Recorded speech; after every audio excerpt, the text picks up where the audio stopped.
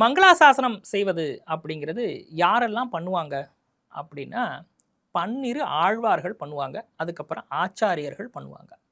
பன்னிரு ஆழ்வார்கள் யார் யாரு?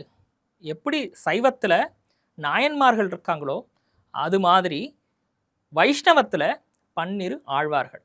பொய்கையார், பூதத்தாழ்வார், பேயாழ்வார், இது போல நம்மாழ்வார், திருமங்கையாழ்வார், இது மாதிரி 12 பேர். இப்போ வைஷ்ணவத்தை பொறுத்த மட்டும் பார்த்தீங்கன்னா, ஆழ்வார்கள், ஆச்சாரியர்கள் அப்படின்னு சொல்லி இருக்கு. சரி, இந்த ஆழ்வார்கள் 12 பேர். அது நீங்க பல இடங்கள்ல அவங்களுடைய புராணங்கள் அதெல்லாமே தெரியும். சரி, ஆச்சாரியர்கள் அது யாரு அப்படின்னா, வைஷ்ணவத்துல குரு பரம்பரை அப்படின்னு ஒன்று உண்டு. அந்த குரு பரம்பரைக்கு முதல் குரு வைஷ்ணவத்துல யாரு அப்படின்னா, பெரிய பெருமாள் அப்படின்னு சொல்ற நம்பெருமாள், பெரிய பிராட்டி, அதுக்கப்புறம் சேனை முதலி.